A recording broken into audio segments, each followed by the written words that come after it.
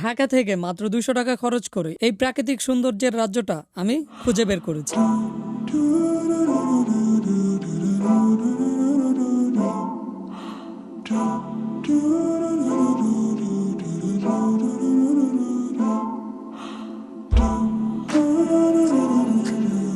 এই লোকেশনে আসতে হলে প্রথমে আপনাকে ঢাকা সদরঘাট থেকে চাঁদপুরগামী অথবা শরীয়তপুরগামী লঞ্চে উঠে চাঁদপুরের মতলবের চরমমেদ লঞ্চ ঘাটে নামতে হবে।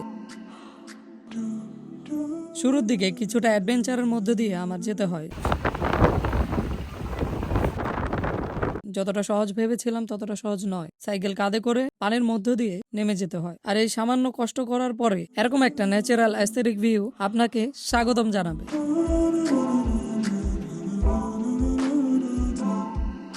এই দিকটাতে আমার পিছনে মরুভূমির মতো বালুঝড় শুরু হয়েছে, যেটা দেখতে তো সুন্দর লাগতেছে কিন্তু বাস্তবে খুবই ভয়ানক যারা এখানে কাজ করতেছে। আমার কাছে স্বপ্নের মতো সুন্দর লাগতেছে পুরো চারপাশের পরিবেশগুলো, অনেক বেশি সুন্দর। এখানে একটা সমস্যা হচ্ছে যে এখানে মূল সৌন্দর্য হচ্ছে ওই পাটটা, আর মাঝখানে হচ্ছে একটা সাঁকো, সাঁকো না, মাঝখানে হচ্ছে একটা ছোট নদী বা খাল বলা চলে, কিন্তু এটাতে পারাপারের কোনো ব্যবস্থা নেই। ওই পারে যদি না যেতে পারি তাইলে আসল সৌন্দর্যটা এক্সপ্লোর করা যাবে না। মানে সামনে দিয়ে রাস্তা দিয়ে গেলে সাঁকো পাবো, সাঁকো বা ব্রিজ কিছু বাজার হয়ে গেলে পাইমো না। আচ্ছা ঠিক আছে, মানে সামনে আরো দূর যদি আগে যাই তাইলে হচ্ছে ওই পারটা চাইতে পারবো। আর যদি আমি একটু দেখাই, ওই পারটা অনেক বেশি জোস।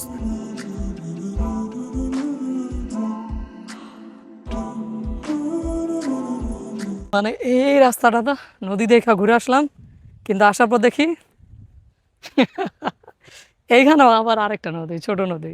মানে এখানে এই দিক দিয়ে যাওয়াটা খুবই কষ্টকর। এখান থেকে এতটুকু, কিন্তু এই দিক দিয়ে ওই রাস্তা, বিশাল জায়গা ঘুরা তারপরে যেতে হবে। আমি অলরেডি টায়ার্ড এবং আমার ট্রাইপডটা হারায় ফেলছি। এখন মানে আসছি যে এত কষ্ট করে যে ভিডিও করব তাও আর পসিবল না।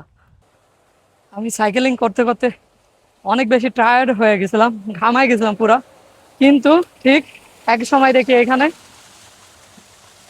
কি সুন্দর একটা দ্বীপ, তো অনেক সুন্দর। আসলে না ঘুরলে এই ন্যাচারাল, এই সুন্দর আসলে খুঁজে পাওয়া যায় না, ফ্রেশ হয় নাকি।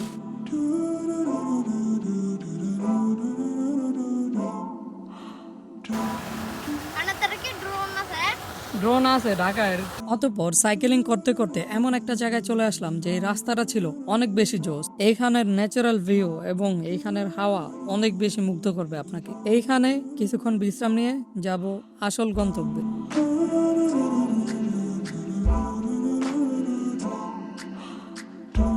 আর দূর থেকে অনুমান করতে পারতেছিলাম যে গন্তব্যে যাচ্ছি ওইটা অনেক বেশি জোস হবে, কিন্তু এত বেশি জোস হবে এটা আশা করতে পারিনি।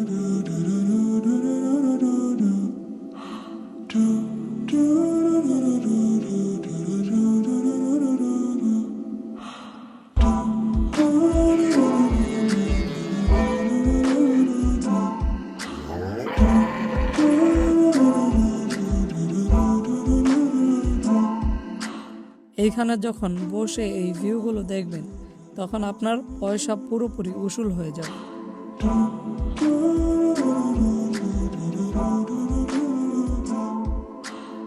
এখান থেকে ফিরে যাওয়ার লাস্ট লঞ্চ হচ্ছে 4টায়। সাইকেলের পথের আধা ঘন্টা সময় ছিল আমার হাতে, কিন্তু যাওয়ার পথে আমার সাইকেলের গিয়ারটা ভেঙে যায়।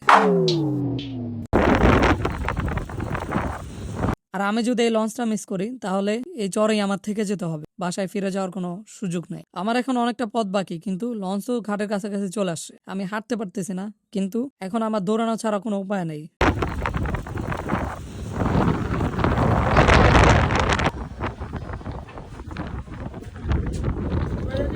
অবশেষে অনেক কষ্টের পরে ফাইনালি লঞ্চে উঠতে পারছি।